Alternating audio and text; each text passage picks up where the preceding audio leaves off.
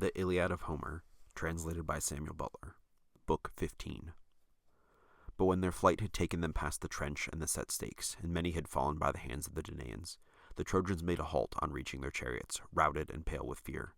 Jove now woke on the crests of Ida, where he was lying with golden-throated Juno by his side, and, starting to his feet, he saw the Trojans and Achaeans, the one thrown into confusion, and the other driving them pell-mell before them with King Neptune in their midst. He saw Hector lying on the ground with his comrades gathered round him, gasping for breath, wandering in his mind, and vomiting blood, for it was not the feeblest of the Achaeans who struck him. The sire of gods and men had pity on him, and looked fiercely on Juno. "I see, Juno," said he, "you mischief-making trickster, that your cunning has stayed Hector from fighting, and has caused the rout of his host.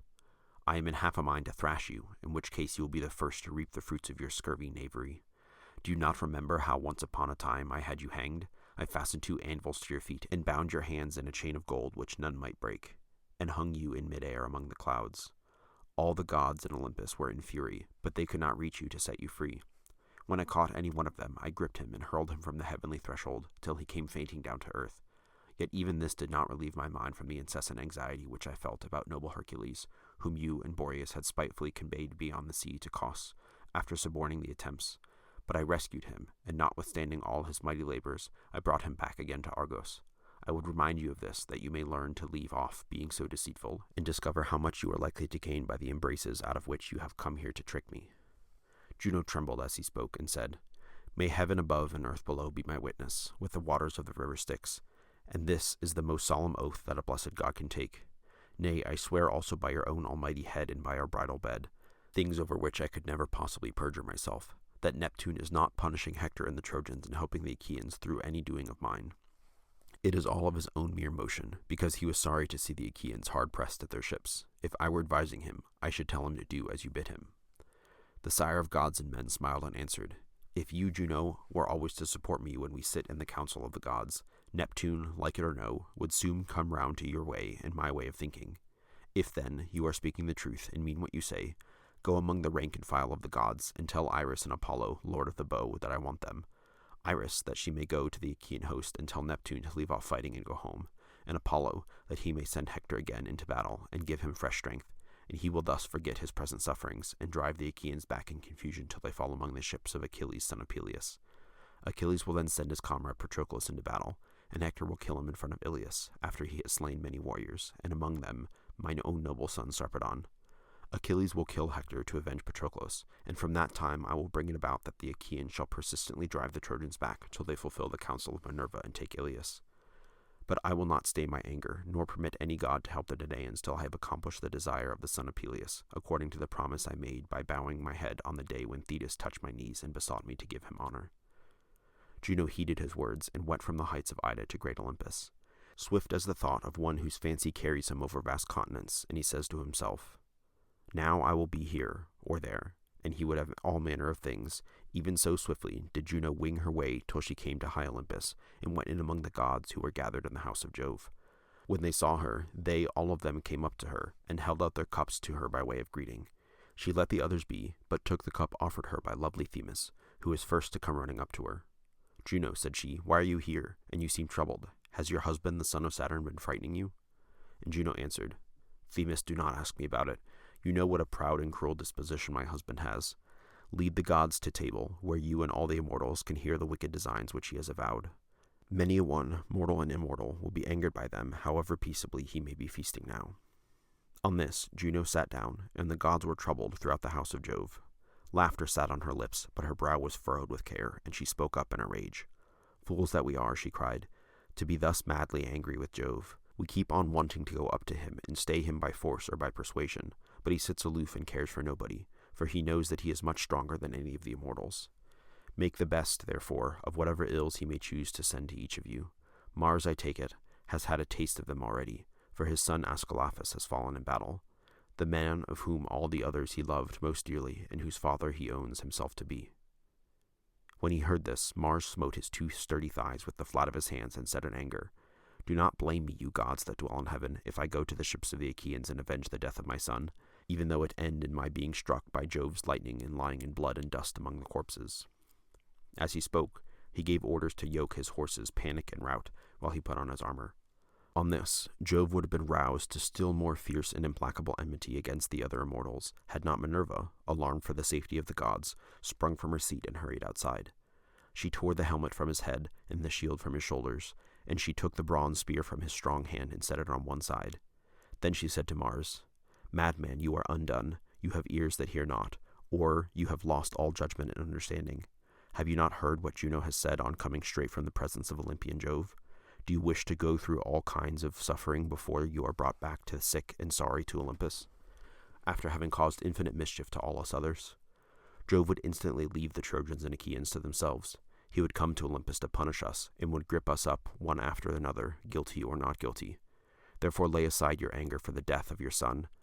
Better men than he have either been killed already or will fall hereafter, and one cannot protect everyone's whole family."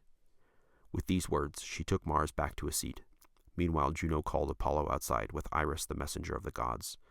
"Jove," she said to them, "desires you to go to him at once on Mount Ida. When you have seen him, you are to do as he may then bid you."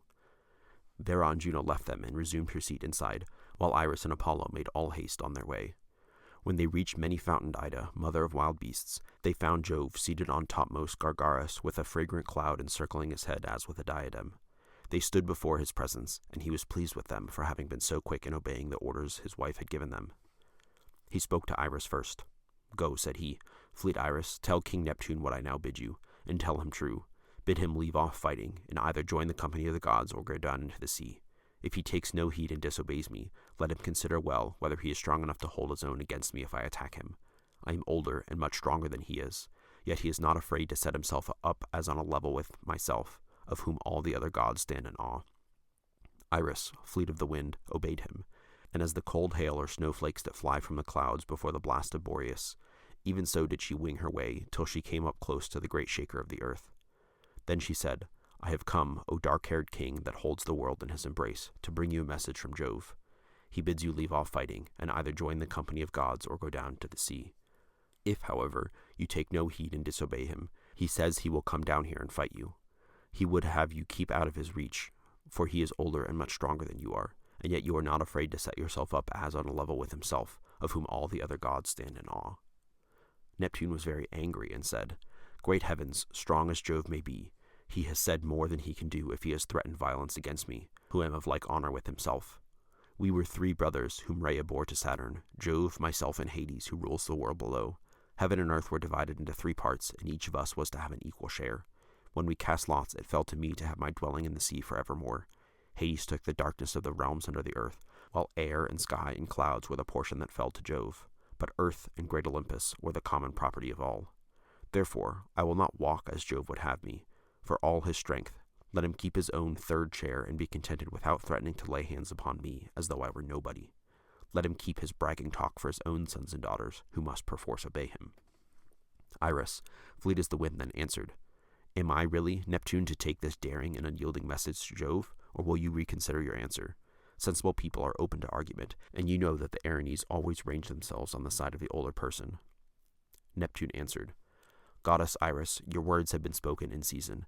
It is well when a messenger shows so much discretion. Nevertheless, it cuts me to the very heart that any one should rebuke so angrily another who is his own peer, and of like empire with himself.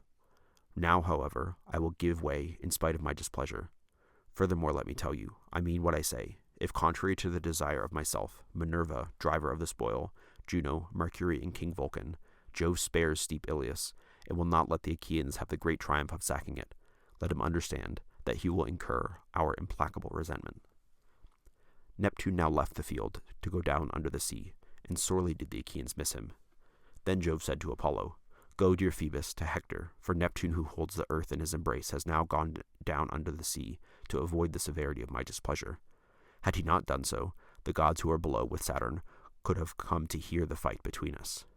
It is better for both of us that he should have curbed his anger and kept out of my reach, for I should have had much trouble with him. Take then your tasseled aegis and shake it furiously, so as to set the Achaean heroes in a panic. Take, moreover, brave Hector, O far darter, into your own care, and rouse him to the deeds of daring, till the Achaeans are sent flying back to their ships and to the Hellespont. From that point, I will think it well over how the Achaeans may have a respite from their troubles." Apollo obeyed his father's saying, and left the crests of Ida, flying like a falcon, bane of doves and swiftest of all birds. He found Hector no longer lying upon the ground, but sitting up, for he had just come to himself again. He knew those who were about him, and the sweat and hard breathing had left him from the moment when the will of aegis-bearing Jove had revived him. Apollo stood beside him and said, "Hector, son of Priam, why are you so faint, and why are you here away from the others? Has any mishap befallen you?" Hector, in a weak voice, answered, "And which kind sir of the gods are you, who now ask me thus? Do you not know that Ajax struck me on the chest with a stone as I was killing his comrades at the ships of the Achaeans, and compelled me to leave off fighting? I made sure that this very day I should breathe my last and go down into the house of Hades." Then King Apollo said to him, "Take heart, the son of Saturn has set you a mighty helper from Ida to stand by you and defend you, even me, Phoebus Apollo of the golden sword, who have been guardian hitherto not only of yourself but of your city. Now therefore, order your horsemen to drive their chariots to the ships in great multitudes. I will go before your horses to smooth the way for them, and will turn the Achaeans in flight." As he spoke, he infused great strength into the shepherd of his people. And as a horse, stabled in full fed, breaks loose and gallops gloriously over the plain to the place where he is wont to take his bath in the river, he tosses his head, and his mane streams over his shoulders, as in all the pride of his strength, he flies full speed to the pastures where the mares are feeding. Even so Hector, when he heard what the god said, urged his horsemen on, and sped forward as fast as his limbs would take him. As country peasants set their hounds onto a homed stag or wild goat, he has taken shelter under rock or thicket, and they cannot find him, but lo, a bearded lion, whom their shouts have roused, stands in their path, and they are in no further humor for the chase. Even so, the Achaeans were still charging out in a body, using their swords and spears pointed at both ends. But when they saw Hector going about among his men, they were afraid, and their hearts fell down into their feet. Then spoke Thoas, son of Andromon, leader of the Aetolians, a man who could throw a good throw, and who was staunch also in close fight, while few could surpass him in debate when opinions were divided. He then, with all sincerity and goodwill, addressed them thus: "What in heaven's name do I now see? Is it not Hector come to life again? Everyone made sure he had been killed by Ajax, son of Telamon, but it seems that one of the gods has again rescued him. He has killed many of us Danaans already, and I take it will yet do so, for the hand of Jove must be with him, or he would never dare show himself so masterful in the forefront of the battle. Now therefore, let us all do as I say. Let us order the main body of our forces to fall back upon the ships, but let those of us who profess to be the flower of the army stand firm. And I see whether we cannot hold Hector back at the point of our spears as soon as he comes near us. I conceive that he will then think of it better before he tries to charge into the press of the Danaans." Thus did he speak, and they did even as he had said. Those who were about Ajax and the king Idomeneus, the followers moreover of Teucer, Meriones, and Meges, peer of Mars, called all their best men about them and sustained the fight against Hector and the Trojans. But the main body fell back upon the ships of the Achaeans. The Trojans pressed forward in a dense body, with Hector striding on at their head. Before him went Phoebus Apollo, shrouded in clouds about his shoulders. He bore aloft the terrible aegis with its shaggy fringe, which Vulcan the smith had given Jove to strike terror into the hearts of men. With this in his hand he led on the Trojans. The Argives held together and stood their ground.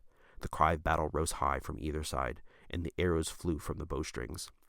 Many a spear sped from strong hands and fastened in the bodies of many a valiant warrior, while others fell to earth midway before they could taste of man's fair flesh and glut themselves with blood.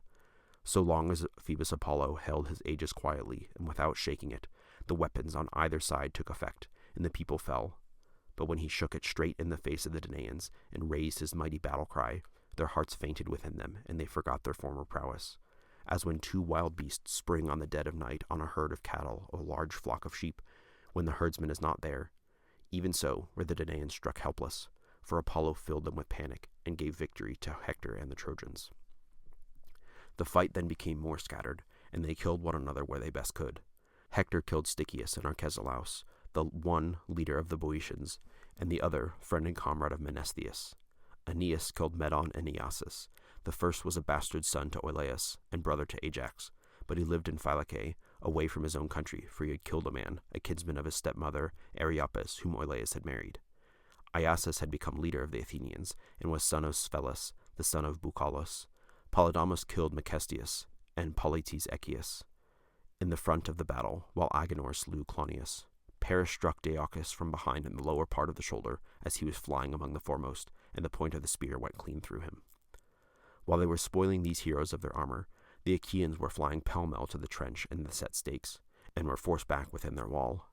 Hector then cried out to the Trojans, "Forward to the ships, and let the spoils be. If I see any man keeping back on the other side, the wall away from the ships, I will have him killed. His kinsmen and kinswomen shall not give him dews of fire, but dogs shall tear him in pieces in front of our city." As he spoke, he laid his whip about his horse's shoulders and called the Trojans throughout their ranks. The Trojans shouted with a cry that rent the air, and kept their horses neck and neck with his own. Phoebus Apollo went before, and kicked down the banks of the deep trench into its middle, so as to make a great broad bridge, as broad as the throw of a spear when a man is trying his strength. The Trojan battalions poured over the bridge, and Apollo, with his redoubtable Aegis, led the way.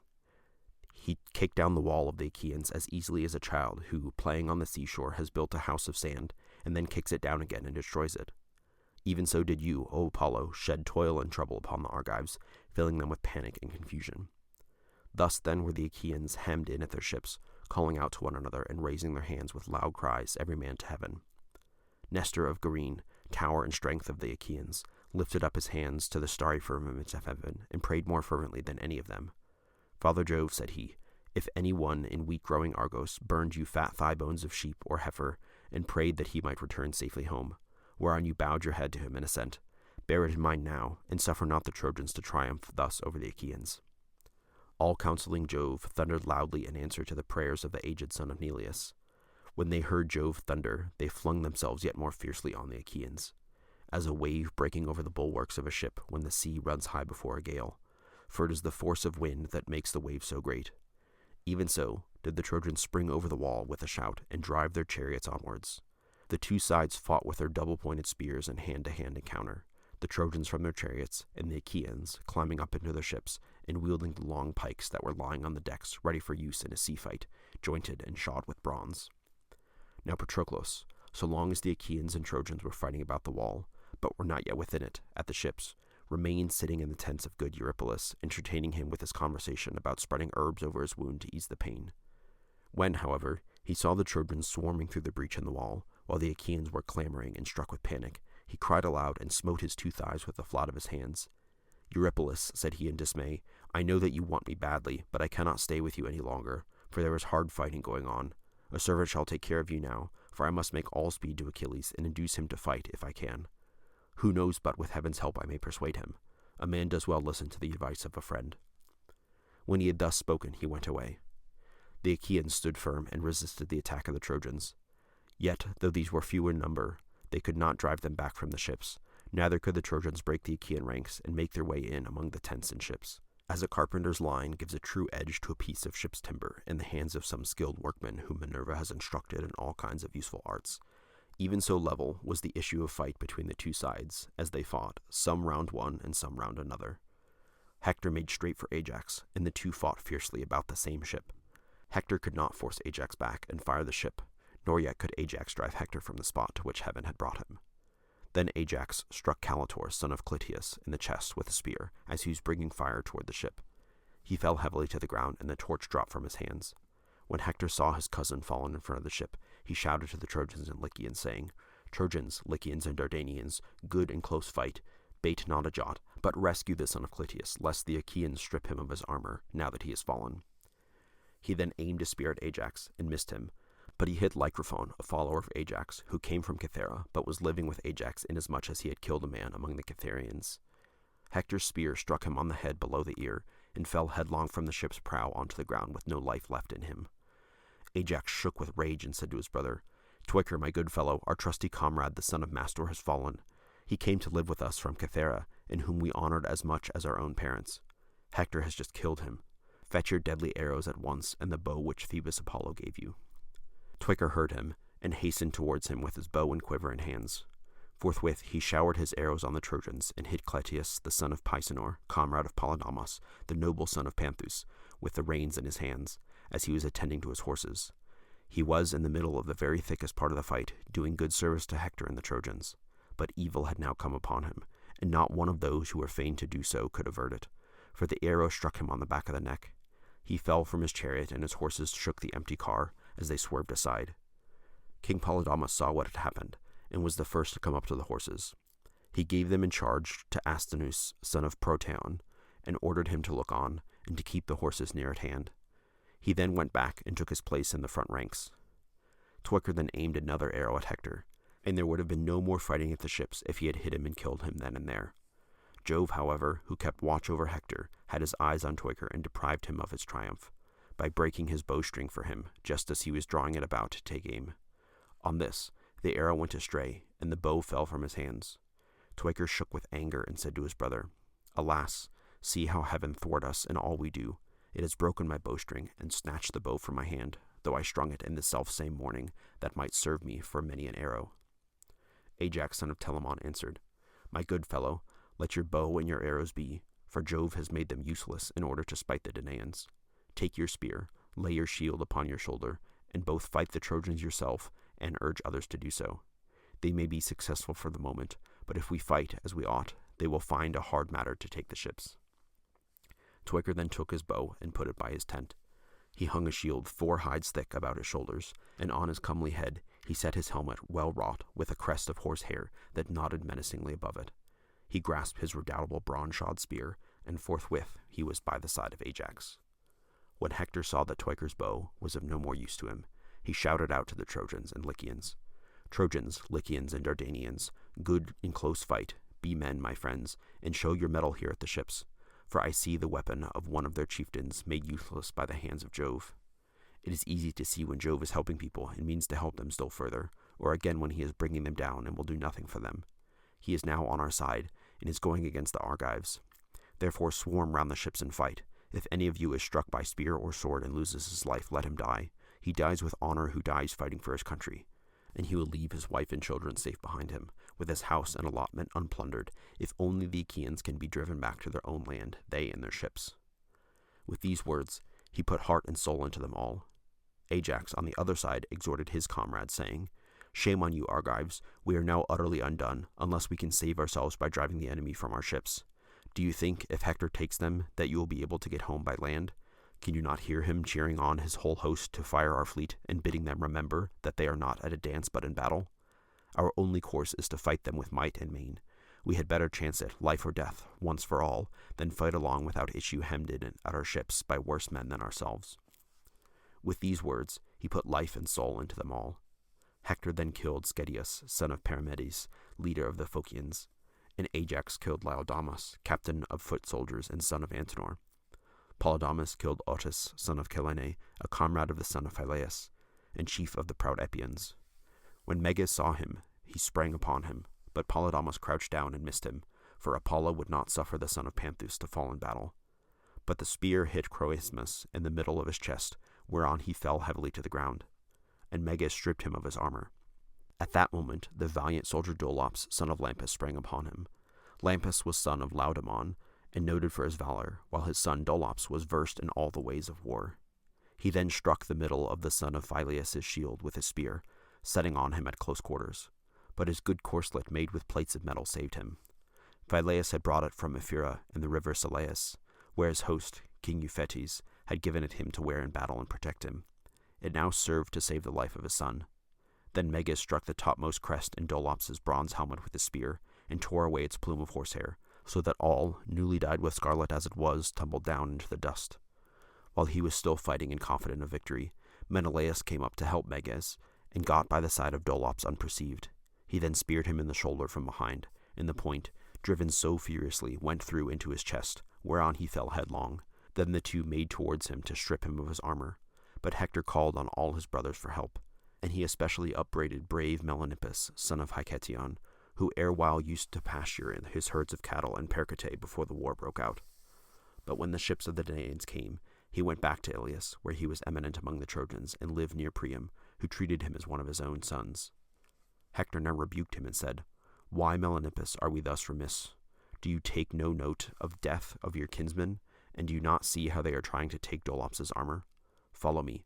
There must be no fighting the Argives from a distance now, but we must do so in close combat, till either we kill them or take the high wall of Ilias and slay her people." He led on as he spoke, and the hero Melanippus followed after. Meanwhile, Ajax, son of Telamon, was cheering on the Argives. "My friends," he cried, "be men and fear dishonor. Quit yourselves in battle so as to win respect from one another. Men who respect each other's good opinion are less likely to be killed than those who do not, but in flight there is neither gain nor glory." Thus did he exhort men who were already bent upon driving back the Trojans. They laid his words to heart and hedged the ships as with a wall of bronze, while Jove urged on the Trojans. Menelaus of the loud battle cry urged Antilochus on. "Antilochus," he said, "you are young, and there is none of the Achaeans more fleet of foot and more valiant than you are. See if you cannot spring upon some Trojan and kill him."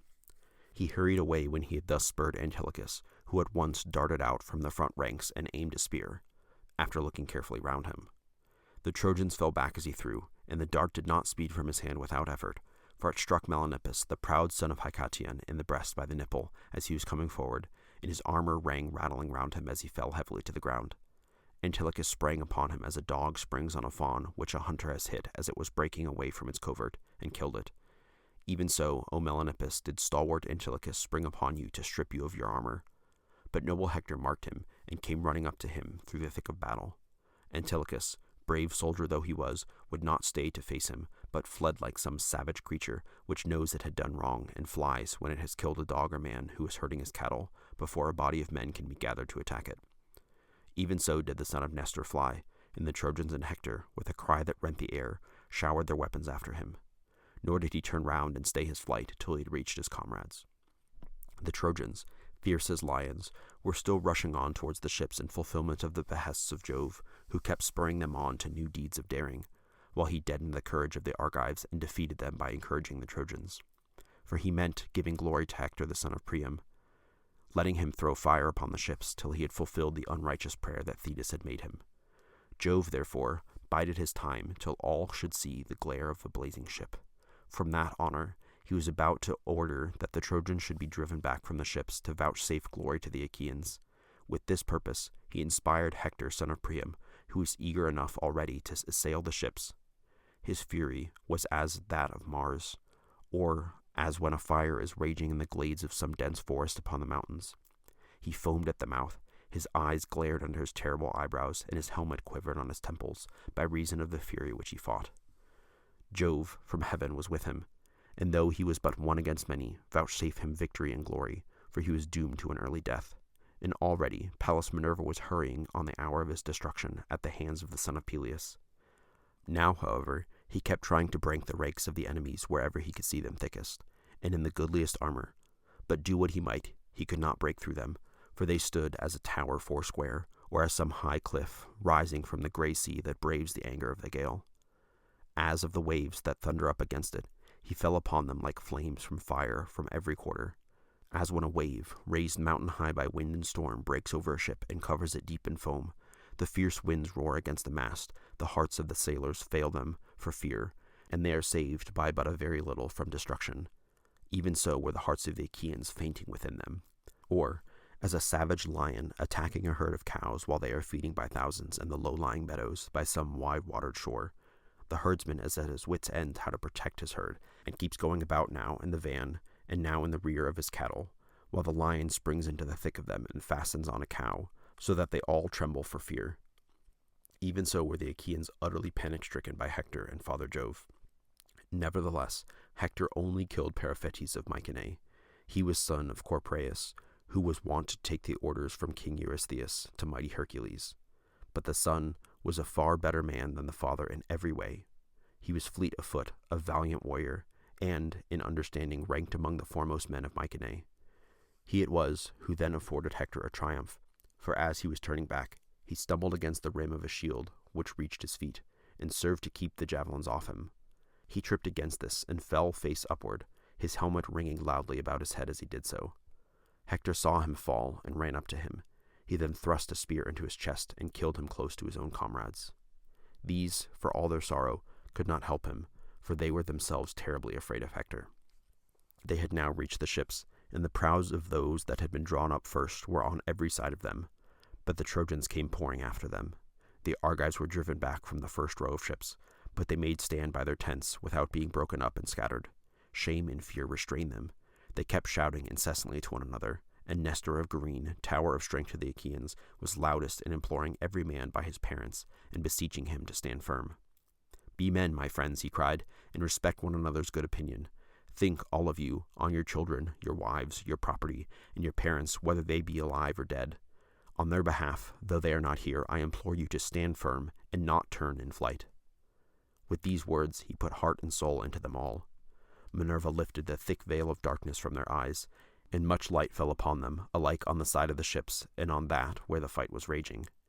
They could see Hector and all his men, both those in the rear, who were taking no part in the battle, and those who were fighting by the ships. Ajax could not bring himself to retreat along with the rest, but strode from deck to deck with a great sea pike in his hands, 12 cubits long and jointed with rings. As a man skilled in feats of horsemanship couples 4 horses together and comes tearing full speed along the public way from the country into some large town. Many, both men and women, marvel as they see him, for he keeps all the time changing his horse, springing from one to another, without ever missing his feet, while the horses are at a gallop.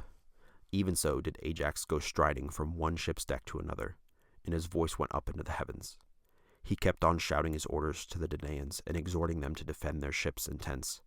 Neither did Hector remain with the main body, for the Trojan warriors, but as a dun eagle swoops down upon a flock of wild fowl feeding near a river, geese it may be, or cranes or long-necked swans, even so did Hector make straight for a dark-prowed ship, rushing right towards it. For Jove, with his mighty hand, impelled him forward, and roused his people to follow him. And now the battle again raged furiously at the ships, and you would have thought that men were coming on fresh and unwearied, so fiercely did they fight. And this was the mind in which they were. The Achaeans did not believe they should escape the destruction, but thought themselves doomed, while there was not a Trojan but his heart beat high with the hope of firing the ships and putting the Achaean heroes to the sword. Thus were the two sides minded. Then Hector seized the stern of the good ship that had brought Protesilaus to Troy, but never bore him back to his native land. Round this ship there raged a close hand-to-hand fight between Danaans and Trojans. They did not fight at a distance with bows and javelins, but with one mind hacked at one another in close combat with their mighty swords and spears pointed at both ends. They fought, moreover, with keen battle-axes and with hatchets. Many a good stout blade, hilted and scabbarded with iron, fell from his hand or shoulder as they fought, and the earth ran red with blood. Hector, when he had seized the ships, would not loose his hold, but held on to its curved stern, and shouted to the Trojans, "Bring fire, and raise the battle cry, all of you, with a single voice. Now Jove has vouchsafed us a day that will pay us for all the rest. This day we shall take the ships which came hither against heaven's will, and which have caused us such infinite suffering through the cowardice of our own counselors, who, when I would have done battle with the ships, held me back and forbade the host to follow me. If Jove did then indeed warp our judgments, himself now commands me and cheers me on."